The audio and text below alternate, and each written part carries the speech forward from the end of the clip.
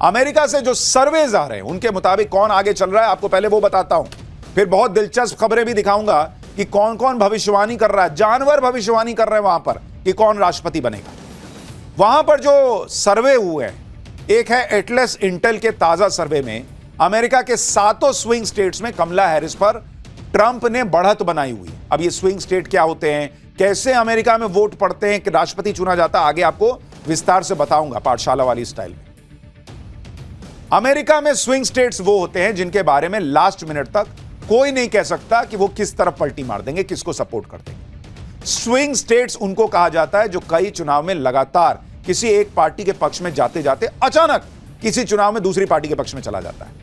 Swing state किसी एक party का गढ़ नहीं होते, यहां कांटे की टक्कर होती है, जीत हार का मार्जिन कम होता है, इसलिए कैंडिडेट यहां पर ज्यादा जोर लगाते हैं। स्विंग स्टेट भी हमेशा एक जैसे नहीं रहते, वो बदलते रहते हैं। जैसे इस बार के चुनाव में 7 स्टेट को स्विंग स्टेट माना गया है, लेकिन स्विंग स्टेट ही अमेरिका में हार जीत तय करते हैं। ये ऐसे है जैसे भारत में कहा जाता है कि दिल्ली का रास्ता यूपी से होकर जाता है, तो अमेरिका में ये 7 स्विंग स्टेट हैं जिनसे राष्ट्रपति पद तक रास्ता जाता है।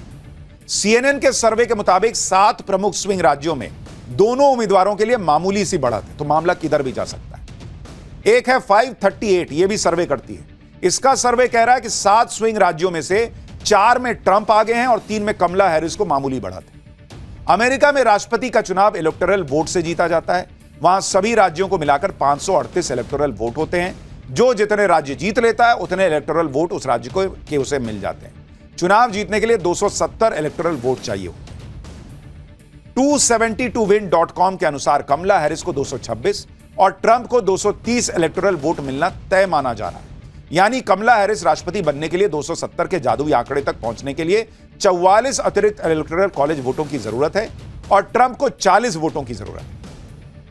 न्यूयॉर्क टाइम्स और सिएना कॉलेज के सर्वे में कमला हैरिस को स्विंग स्टेट्स के नेवादा, नॉर्थ कैरोलिना और विस्कॉन्सिन में बढ़त मिलती बताई गई, जबकि ट्रंप एरिजोना में मामूली अंतर से आगे हैं। यानी वहां भी अलग अलग सर्वेज में कोई एक बहुत अभूतपूर्व जीत मिलती हुई दिख रही हो किसी एक को, ऐसा नहीं है, लेकिन ज्यादातर सर्वे में डोनाल्ड ट्रंप आगे बताए जा रहे हैं। अमेरिका में राष्ट्रपति चुनाव का जो सिस्टम है वो भारत से अलग है। वहां पर राष्ट्रपति सीधे वोट से नहीं चुने जाते, बल्कि इलेक्टोरल वोट्स के सिस्टम से राष्ट्रपति को चुना जाता है। अब आप कहेंगे इलेक्टोरल वोट क्या है, भारत से कैसे अलग है, तो उसको भी आपको पाठशाला के अंदाज से समझाता हूं, ताकि आप जब राष्ट्रपति चुनाव के नतीजे आए तो समझ पाएं कि ओ बॉस, इसलिए डोनाल्ड ट्रंप हारे या जीते। देखिए, अमेरिकी चुनाव में होता क्या है, यूएस जो वहां पर राष्ट्रपति चुनाव होता है उसमें क्लियर कैंडिडेट की घोषणा होती है। हमारे जैसा हाल नहीं है कि इंडी गठबंधन है, हम जीत जाएंगे तो हम देख लेंगे किसको बनाना है। जैसे मोदी हैं तो राहुल गांधी का नाम बताइए पब्लिक को, वैसा हिसाब है। तो डेमोक्रेट और रिपब्लिकन 2 बड़ी पार्टियां हैं वहां पर।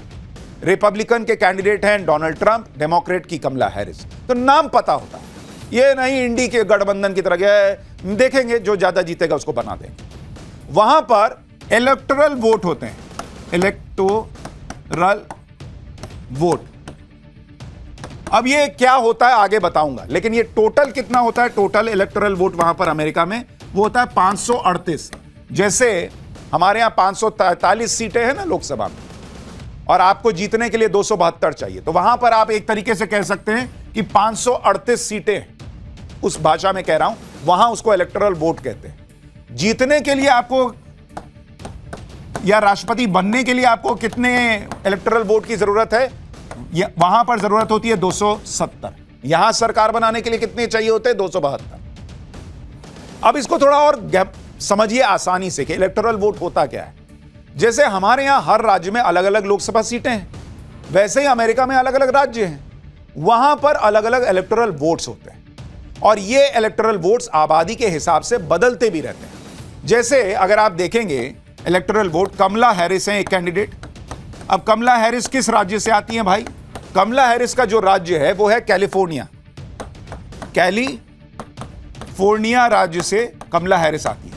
वहां पर इलेक्टोरल वोट्स ईवी वो कितने हैं भाई, 54। जैसे आप कहिए कि हमारे यहां यूपी में 80 सीट है ना, उसको सरल भाषा में आप कहिए जो इलेक्टोरल वोट है आप समझिए कि वहां 80 जैसे यूपी में सीट है, तो वहां कैलिफोर्निया में 54 सीट है। एक तरीके से साधारण भाषा में आप समझिए। उसी तरह से अगर आप ट्रंप का देखेंगे, ट्रंप का जो राज्य है वो है फ्लोरिडा। फ्लोरिडा में कितने इलेक्टोरल वोट्स है भाई? वहां पर है 30। अब आप कहेंगे सारा हिसाब तो अपने जैसा ही लग रहा है कि हमारे यहां जैसे सांसद चुने वहां पर भी वैसे ही 30 सीटें हैं, 54 सीटें हैं, तो इसमें अलग क्या है? अलग है, अभी आपको बताता हूं। वहां ज्यादातर राज्य ऐसे हैं जिनमें जिसे ज्यादा वोट मिलते हैं उस राज्य के सभी इलेक्टोरल वोट्स यानी सीटें उस पार्टी को या उस कैंडिडेट को मिल जाती हैं। जैसे अगर आप उदाहरण देखेंगे कि 2020 में क्या हुआ था अमेरिका में, 2020 में राज्य कौन सा, आपको उदाहरण के लिए बता रहा हूं। जैसे वहां पर राज्य है कैलिफोर्निया, ठीक है? तो कैलिफोर्निया राज्य में 2020 में क्या हुआ? टोटल इलेक्टोरल वोट्स कितने हैं वहां पर? 55 थे। अभी इस बार 54 है। मैंने आपको बताया ना कि वो चेंज होता रहता है आबादी के हिसाब से, तो भाई अभी वहां पर 54 हो गया है। पहले 2020 में 55 इलेक्टोरल वोट्स थे। कुल वोट कितने पड़े? कुल वोट पड़े वहां पर 1,70,00,000 वोट पड़े 2020 के चुनाव। अब बाइडेन उस वक्त चूंकि कैंडिडेट थे, तो बाइडेन के नाम पर डेमोक्रेट्स को कितने वोट मिले? 1,10,00,000। और डोनाल्ड ट्रंप जो चुनाव हार गए थे, ट्रंप को मिले 60,00,000 वोट, ठीक है? अब इसमें 54 जो सीटें हैं या 55 जो इलेक्टोरल वोट हैं, उसमें कई जगह ट्रंप के पार्टी को ज्यादा वोट मिले हों, लेकिन ऐसा नहीं है कि वो सीटें जो हैं या वो वोट जो हैं वो ट्रंप के पास जाएंगी। चूंकि 1 करोड़ से ज्यादा वोट मिल गए या ट्रंप से ज्यादा वोट बाइडेन को मिले, तो ये सारी 55 सीटें जो हैं वो किसके पास चली जाएंगी? जो बाइडेन के पास चली जाएंगी। तो हमारे यहां से उल्टा हिसाब है। वहां पर विनर टेक्स ऑल वाला हिसाब चलता है, यानी जिसको ज्यादा वोट मिला उस राज्य की सारी सीटें उसकी। हमारे यहां हिसाब कैसे है? जैसे अगर आप यहां देखिएगा भारत में क्या होता है, भारत में आप देखिए 2024 में क्या हुआ। आपको यूपी का उदाहरण देता हूं। यूपी में कितनी लोकसभा सीटें हैं? 80 लोकसभा सीटें। वोट पड़े कितने? यूपी में वोट इस बार पड़े थे 3,62,00,000, ठीक है? बीजेपी को, ये बीजेपी को वोट मिला, ठीक है? यूपी में ये बीजेपी का वोट बता रहा हूं आपको। बीजेपी को 3,62,00,000 वोट मिले और उसकी सीट कितनी आई थी? 33। जबकि आप सपा का वोट देखेंगे, सपा को वोट मिला था यहां पर यूपी में 2,94,00,000 और सपा की सीट कितनी आई थी? सपा को यूपी के अंदर सीट आई थी 37। अब अगर अमेरिका वाला हिसाब भारत में होता, तो चूंकि बीजेपी को 3,62,00,000 वोट आए थे, सपा से ज्यादा वोट आए थे, तो 80 की 80 सीटें जो हैं वो मोदी के खाते में चली जाती।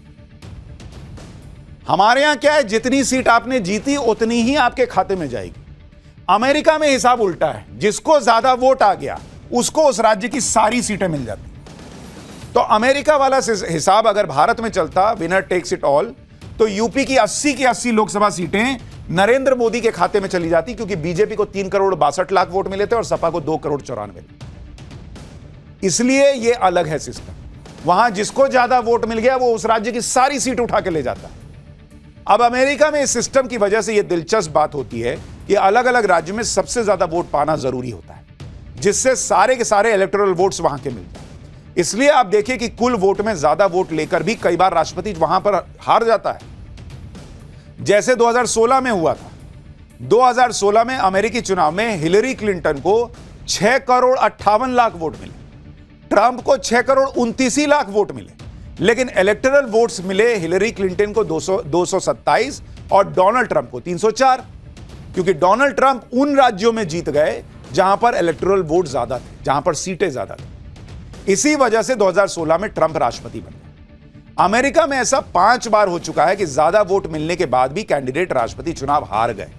यानी अमेरिका में सबसे अहम होता है राज्यों को जीतना, वहां पर दूसरे से ज्यादा वोट हासिल करना, जिससे सारे इलेक्टोरल वोट उसे मिल जाएं, और उससे भी ज्यादा इंपॉर्टेंट है बड़े राज्यों को जीतना। भाई आपने छोटे छोटे राज्य जीत लिए, लेकिन जैसे कैलिफोर्निया है जहां पर 55-54 इलेक्टोरल वोट है, आपने वो जीत लिया तो भाई आपने मामला क्लियर कर लिया। मतलब जैसे आपको मान लीजिए मैथ्स में 90 नंबर आ गया या 100 में 100 आ गया, तो आपको किसी में कम भी आया तो एवरेज आउट करके आप क्लास में टॉप कर सकते हैं। लेकिन जो पेपर ही मान लीजिए 20-20 नंबर का है, उसमें आप 20 में 20 लाए और 100 नंबर वाले पेपर में आपको नंबर ही 50 आया, तो 20 में 20 ला के क्या ही कर लीजिएगा। वैसे तो चाहे ट्रंप जीते या कमला हैरिस, भारत को आज की डेट में अमेरिका इग्नोर नहीं कर सकता। भारत की ताकत को दुनिया जानती है और अमेरिका को हर जगह पर भारत की जरूरत है। लेकिन डोनाल्ड ट्रंप की बात अलग है। अगर वो राष्ट्रपति बने तो अलग ही बात होगी, क्योंकि उनका झुकाव भारत के प्रति, नरेंद्र मोदी के प्रति, हिंदुओं के प्रति, कट्टरपंथियों को लेकर उनका जो विचार है वो बिल्कुल क्लियर है। डोनाल्ड ट्रंप वो नेता है जो नरेंद्र मोदी की दोस्ती को उस लेवल तक लेकर गए थे कि उन्होंने नरेंद्र मोदी के स्वागत के लिए अमेरिका में बड़ा कार्यक्रम तक करवाया था। खुद डोनाल्ड ट्रंप इस इवेंट में आए थे और डोनाल्ड ट्रंप जब भारत आए तो वो भी इसी तरह के एक बड़े कार्यक्रम में शामिल हुए थे। आपको याद होगा ये कार्यक्रम हुआ था। डोनाल्ड ट्रंप के राष्ट्रपति रहते हुए भी भारत और अमेरिका के रिश्ते बहुत मजबूत हुए। बाइडेन कमला हैरिस के कार्यकाल में दोस्ती तो बनी रही, लेकिन टकराव भी हुए। जैसे इस वक्त कनाडा से भारत के टकराव और आतंकी पन्नू को लेकर भारत और अमेरिका के रिश्ते में टकराव दिख रहा है, जबकि डोनाल्ड ट्रंप के राष्ट्रपति रहते हुए भारत और अमेरिका की दोस्ती ज्यादा मजबूत नजर आई थी। पीएम मोदी और डोनाल्ड ट्रंप के बीच बहुत अच्छी केमिस्ट्री देखने को मिली थी। डोनाल्ड ट्रंप खुलकर पीएम मोदी से अपने अच्छे रिश्ते और दोस्ती की बात करते हैं। पीएम मोदी भी डोनाल्ड ट्रंप को अपना अच्छा दोस्त बता चुके हैं। दोनों नेताओं की विचारधारा भी एक जैसी है। डोनाल्ड ट्रंप अमेरिका फर्स्ट की बात करते हैं, पीएम मोदी भी नेशन फर्स्ट की बात करते हैं, भारत फर्स्ट की बात करते हैं। नरेंद्र मोदी भारत के हितों को सबसे ऊपर रखते हैं। दोनों नेताओं की राष्ट्रवादी सोच भी एक दूसरे को कनेक्ट करती है। दोनों राष्ट्रवादी नेता हैं। डोनाल्ड ट्रंप भी कोई भी बात खुलकर बिना हिचक के कहते हैं, पीएम मोदी भी बिना लाग लपेट के सीधे सीधे बात करते हैं। इसलिए ट्रंप और मोदी की जोड़ी जो है वो एक तरीके से कनेक्टेड मानी जाती है। ट्रंप का माहौल तो बना हुआ है, लेकिन जब तक नतीजे नहीं आते तब तक कुछ कहा नहीं जा सकता। हर कोई अपना अनुमान लगा रहा है, अलग अलग भविष्यवाणियां चल रही हैं। अमेरिका के चुनाव में सिर्फ चुनावी एक्सपर्ट या चुनावी पोल ही नहीं, बल्कि कुछ अलग तरह की भविष्यवाणी भी होती है। जैसे फुटबॉल वर्ल्ड कप के लिए लोग जानवरों से भविष्यवाणी कराते हैं, वैसे ही अमेरिका के चुनाव में भी होता है। इस वक्त अमेरिका के चुनाव में एक हिप्पोपोटामस जो है, दरियाई घोड़ा, उसकी भविष्यवाणी वायरल हो रही है। इस बेबी हिप्पो को थाईलैंड में रखा गया है और इसका नाम मू डेंग है। अब यह देखिए कि इस बेबी हिप्पो ने कैसे अमेरिका के चुनाव में भविष्यवाणी की। इस बेबी हिप्पो के सामने 2 कटे हुए तरबूज रख दिए गए। बेबी हिप्पो ने ट्रंप के नाम का तरबूज खाकर इशारा दिया कि ट्रंप ही अमेरिका का चुनाव जीत सकते हैं। तरबूज पर स्थानीय भाषा में रिपब्लिकन उम्मीदवार डोनाल्ड ट्रंप का नाम लिखा हुआ। उनका ट्रंप के नाम का तरबूज खाते ही वीडियो भी सामने आ गया। वीडियो को थाईलैंड के चिड़ियाघर में रिकॉर्ड किया गया। जुलाई 2024 में जन्मी मू डेंग अपनी चंचल हरकतों के चलते इंटरनेट पर सेलिब्रिटी हिप्पो मानी जाती। तो दरियाई घोड़ा तो कह रहा है कि भैया अमेरिका के चुनाव में घोड़ा साबित होगा डोनाल्ड ट्रंप। इसी तरह अमेरिका के साउथ कैरोलिना में ग्नोची जूनियर नाम की एक गिलहरी ने भी भविष्यवाणी की है। अलग अलग लेवल की भविष्यवाणी चल रही है। इस गिलहरी के सामने 2 अलग अलग बाउल रख दिए गए। एक बाउल में के आगे कमला हैरिस का नाम लिख दिया गया, दूसरे बाउल के आगे ट्रंप का नाम लिख दिया गया। दोनों बाउल में 10-10 अखरोट रख दिए गए। इस गिलहरी ने आधे घंटे के अंदर कमला हैरिस के बाउल में से सबसे ज्यादा 7 अखरोट खाए और जिस बाउल पर ट्रंप की पर्ची लगी थी उसमें 3 अखरोट खाए। इस तरह इस गिलहरी ने कमला हैरिस के जीतने की भविष्यवाणी कर दी, यह माना जा रहा है। भविष्यवाणी का यह अजीब तरीका 2008 के अमेरिकी चुनाव से जारी है। नोची जूनियर इस गिलहरी की भविष्यवाणी कई बार गलत साबित हो चुकी है। साल 2020 में इस गिलहरी ने ट्रंप को विनर बताया था, तो ट्रंप को विनर बताया तो बाइडेन जीते थे। इस बार कमला हैरिस को बताया है तो लोग कह रहे हैं कहीं ट्रंप ना जीत जाए। तो ये गिलहरी बड़ी चंचल है। अमेरिका में हो रहे प्रेसिडेंट इलेक्शन पर भारत में भी गजब का बज़ बना हुआ है। डोनाल्ड ट्रंप और कमला हैरिस दोनों ही उम्मीदवारों की चर्चा चल रही है और दोनों के अपने अपने फैंस भी बन गए। डोनाल्ड ट्रंप के लिए भारत में हवन और पूजन चल रहा है बॉस, आप देखिए जिसमें ट्रंप की जीत के लिए भगवान से प्रार्थना चल रही है। Great again. अमेरिकी इलेक्शन में पीएम मोदी की स्टाइल भी जमकर कॉपी की जा रही है। एआई जनरेटेड तस्वीरों में ट्रंप को पीएम मोदी की तरह प्रचार करते हुए दिखाया गया। आप ये तस्वीर देखिए। अजय, इसमें एलन मस्क को योगी की तरह दिखाया गया है। डोनाल्ड ट्रंप भगवा ड्रेस में दिख रहे हैं, ट्रंप के बगल में एलन मस्क भगवा कुर्ते में दिख रहे हैं।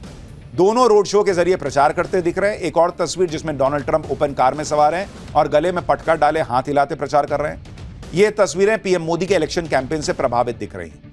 अच्छा, हर जगह आप देखिए वो ट्विटर वाले भैया एलन मस्क को योगी की तरह दिखा दिया गया तो ये अलग अलग कलर आपको अमेरिकी चुनाव का दिखा रहा हूं। डोनाल्ड ट्रंप के लिए भारत में इतना माहौल इसलिए भी बना हुआ है क्योंकि डोनाल्ड ट्रंप इकलौते ऐसे नेता हैं जिन्होंने अमेरिका चुनाव के बीच बांग्लादेश में हिंदुओं पर हो रहे अत्याचार के खिलाफ आवाज उठाई थी। डोनाल्ड ट्रंप ने दिवाली की शुभकामनाएं देते हुए सोशल मीडिया प्लेटफॉर्म पर कहा था कि वो बांग्लादेश में हिंदुओं, ईसाइयों और अन्य अल्पसंख्यकों के खिलाफ बर्बर हिंसा की कड़ी निंदा करते हैं। भीड़ उन पर हमला कर रही है, लूटपाट कर रही है, जो कि पूरी तरह से अराजकता की स्थिति है। जबकि जो बाइडेन की सरकार पर तो आरोप लगता है कि उसने ही बांग्लादेश में खेल कराया, लेकिन ट्रंप हिंदुओं के साथ खड़े रहे। अपनी पोस्ट में डेमोक्रेटिक उम्मीदवार कमला हैरिस को घेरे में लेते हुए ट्रंप ने कहा था कि उनके कार्यकाल में ऐसा कभी नहीं हुआ होता। कमला और जो बाइडेन ने अमेरिका समेत पूरी दुनिया में हिंदुओं की अनदेखी की है।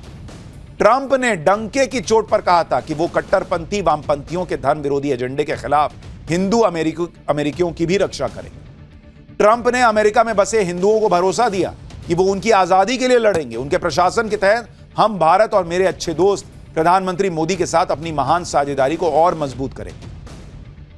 डोनाल्ड ट्रंप के विजन में भारत भी है, मोदी भी हैं और हिंदू भी है। डोनाल्ड ट्रंप के जबरदस्त बयान के बाद यह कहा जाने लगा कि अमेरिका के पहले बड़े नेता हैं जिन्होंने बांग्लादेश में हिंदुओं के खिलाफ अत्याचार पर कुछ तो बोला। जबकि भारतीय मूल की हिंदू जड़ों के बावजूद कमला हैरिस ने इस मामले पर चुप्पी साधे रखी। अब वो क्या चुप रहेंगे? हमारे यहां कई नेता नहीं बोल पाते बांग्लादेश के हिंदुओं पर या कनाडा के हिंदुओं पर। इसलिए लोग कह रहे हैं कि अगर ट्रंप जीत जाते हैं तो बाइडेन की शय पर बांग्लादेश में यूनिस के खुले खेल का अंत हो सकता है। अमेरिका के चुनाव में एक दिलचस्प बात यह भी दिख रही है कि वहां एलन मस्क जैसे उद्योगपति खुलकर प्रचार कर रहे हैं, लेकिन उनकी कोई इस बात पर आलोचना नहीं कर रहा। उनके नाम पर विपक्षी पार्टी कोई कैंपेन नहीं चला रही। यहां तो हर समय अडानी अंबानी का गाना गाते रहते हैं कुछ लोग, लेकिन अमेरिका में यह सब नहीं होता। एलन मस्क तो खुलकर डोनाल्ड ट्रंप को सपोर्ट कर रहा है। मस्क दुनिया के सबसे अमीर लोगों में से एक है। वो सिर्फ ट्रंप का समर्थन नहीं कर रहे, मस्क ने ट्रंप के समर्थन में खूब कैंपेनिंग की है। मस्क तो कह चुका है भाई कि वो ट्रंप के जीतने पर सरकार का हिस्सा बन सकते हैं और हारने पर कमला हैरिस उन्हें जेल भेज सकती है। ट्रंप को जिताने के लिए एलन मस्क ने पानी की तरह पैसा बहाया है। डोनाल्ड ट्रंप के पक्ष में वोटर्स को लुभाने के लिए एक स्कीम का ऐलान कर दिया जिसमें वो वोटर्स को इनाम तक देंगे। ये इंडिया में कोई कर देता भाई साहब, बिना किए तो अडानी अंबानी चलता है। अमेरिका में कौन राष्ट्रपति बनेगा यह बात तय करने में अमेरिका में बसे भारतीयों की भी अहम भूमिका रहती है। इसलिए हर चुनाव में दोनों पार्टियां भारतीय मूल के वोटरों को लुभाने के लिए हर मुमकिन कोशिश करती है। अमेरिका के सेंसस के मुताबिक साल 2020 में भारतीय मूल के अमेरिकियों की संख्या करीब 44 लाख थी। अमेरिका के कुल वोटर में भारतीयों की संख्या करीब 1% है। लेकिन अमेरिका का चुनावी सिस्टम इस तरह का है कि ये 1% वोट भी पूरा चुनाव पलट सकता है, क्योंकि स्विंग स्टेट्स कहलाने वाले अमेरिका के 7 राज्यों के नतीजे जीत हार का फैसला करते हैं। इन सभी राज्यों में भारतीय अमेरिकी लोगों की जनसंख्या काफी अच्छी है और यहां भारतीय मूल के अमेरिकी वोटर्स की भूमिका अहम हो जाती है। भाई अब आप कहेंगे कि अरे 44 लाख ही तो है। अरे भाई आप सोचिए, मान लीजिए कैलिफोर्निया में 55 इलेक्टोरल वोट है और वहां डोनाल्ड ट्रंप को मान लीजिए हिंदुओं की वजह से, भारतीय मूल के हिंदुओं की वजह से अगर 20,000 वोट भी ज्यादा पड़ गया तो 20,000 वोट नहीं है बॉस, वो 55 सीट आने जैसा है, क्योंकि सारी सीट चली जाएगी डोनाल्ड ट्रंप। तो इसलिए अमेरिकी सिस्टम में एक एक वोट की कीमत बढ़ जाती है। अमेरिकी चुनाव में उतरी कमला हैरिस भी भारतीय मूल की है, इसलिए कई इंडियन अमेरिकन वोटर्स कमला हैरिस का भी साथ दे रहे हैं। साल 2024 के API डेटा के वोटर सर्वे के मुताबिक भारतीय अमेरिकियों में से आधे से ज्यादा मतदाता यानी 55% डेमोक्रेट की तरफ जबकि 26% रिपब्लिकन की तरफ झुकाव रखते हैं। कमला हैरिस के भारत के कनेक्शन की वजह से देश में उनकी जीत के लिए प्रार्थना की जा रही है। दक्षिण भारत के तमिलनाडु में स्थित थुलासेंद्रापुरम गांव में लोग कमला हैरिस की जीत के लिए प्रार्थना कर रहे हैं। ये गांव कमला हैरिस की मां का गांव है। उनके नाना 7 दशक पहले यहां रहते थे। उसके बाद वो लगभग 200 किलोमीटर दूर चेन्नई शहर में बस गए। कमला हैरिस की मां का जन्म चेन्नई में हुआ और 19 साल की उम्र में अपनी पढ़ाई के लिए वो अमेरिका चली गई थी। गांव के मंदिर के बाहर कमला हैरिस का एक बड़ा सा पोस्टर लगाया गया है। साल 2014 में इस मंदिर के पुनर्निर्माण के लिए कमला हैरिस ने आर्थिक मदद भी दी थी। लेकिन बहुत सारे ऐसे लोग हैं जो कमला हैरिस को पसंद नहीं करते और उन्हें डोनाल्ड ट्रंप सही लगते हैं। अब यह समझिए कि ट्रंप अगर अमेरिका के राष्ट्रपति बनते हैं तो इससे भारत का कितना फायदा होगा। जानकारों का मानना है कि भारत के लिए नीतिगत स्तर पर रिपब्लिकन प्रशासन बेहतर साबित होता आया। जितने भी बड़े इतिहास बनाने वाले समझौते हुए वो रिपब्लिकन प्रशासन के दौर में। चीन से निपटने में भी ट्रंप भारत की मदद कर सकते हैं, क्योंकि ट्रंप का रुख चीन पर काफी सख्त रहता है। रक्षा संबंधों को लेकर भी डोनाल्ड ट्रंप का प्रशासन ज्यादा बेहतर साबित हुआ। उन्होंने हमेशा भारत के साथ बड़े रक्षा संबंधों पर जोर दिया। ट्रंप के साथ एक प्लस पॉइंट यह भी है कि वो भारत की आंतरिक राजनीति से दूर रहते हैं। ये बाइडेन वाले का हिसाब नहीं है कि जैसे अरे आपके यहां माइनॉरिटी के साथ क्या हो रहा है, अरे वो ये सब नहीं बोलते। ट्रंप ने कभी कश्मीर या पाकिस्तान के मुद्दे पर भारत को असहज नहीं किया है। इनफैक्ट ट्रंप के समय तो भारत ने घूस के ठोक दिया था पाकिस्तान। चीन और पाकिस्तान के साथ तनाव के दौरान डोनाल्ड ट्रंप ने खुलकर भारत का साथ दिया। जम्मू कश्मीर में अनुच्छेद 370 का मामला हो या पाकिस्तान में एयर स्ट्राइक का मामला, ट्रंप ने मौन रहकर भारत का समर्थन किया। युद्ध को लेकर भी डोनाल्ड ट्रंप का रुख पीएम मोदी की तरह है। ट्रंप ये कह चुके हैं कि वो युद्ध का जल्द समाधान निकालने पर जोर देंगे। अगर ट्रंप इसमें कामयाब रहते हैं तो यह भारत के साथ साथ पूरी दुनिया के लिए फायदेमंद होगा और युद्ध के मामले में डोनाल्ड ट्रंप को नरेंद्र मोदी का साथ चाहिए। यानी ट्रंप का आना भारत के लिए, दुनिया के लिए बेहतर साबित हो सकता है। अमेरिका में कौन राष्ट्रपति होगा, इसके नतीजे कब आएंगे, यह भी आपको समझना होगा, क्योंकि यहां भारत की तरह कोई एक तारीख फिक्स नहीं है कि इसी तारीख को नतीजे आ जाएंगे। अमेरिका में कल शाम से नतीजे आने शुरू हो जाएंगे। अमेरिका में भारत की तरह कोई सेंट्रल चुनाव आयोग नहीं है। यहां सभी राज्य अपने अपने नतीजे घोषित करते हैं। ऐसे में पूरे नतीजे आने में देरी भी हो सकती है। साल 2020 में ट्रंप समर्थकों ने वोटों की गिनती पर आपत्ति जताई थी, जिसकी वजह से 12 नवंबर तक अंतिम नतीजे आ पाए थे। हालांकि कई बार वोटिंग वाले दिन ही विजेता का पता चल जाता है, जैसे साल 2012 में 6 नवंबर की आधी रात को ही पता लग गया था। ओबामा ने राष्ट्रपति के तौर पर दूसरा कार्यकाल सुरक्षित कर लिया था। इस बार अमेरिकी चुनाव में कांटे की टक्कर बताई जा रही है, जो नतीजे घोषित होने में कुछ ज्यादा टाइम लगवा सकती है, ऐसा माना जा रहा है, क्योंकि टफ फाइट है। लेकिन कमला हैरिस आती हैं, भारतीय मूल की हैं, हो सकता है भारत के लिए बेहतर स्थिति हो, लेकिन ज्यादातर लोगों को लगता है कि अपना ट्रंप भाई आ गया तो मामला बेहतर है। देखते हैं कौन आता है।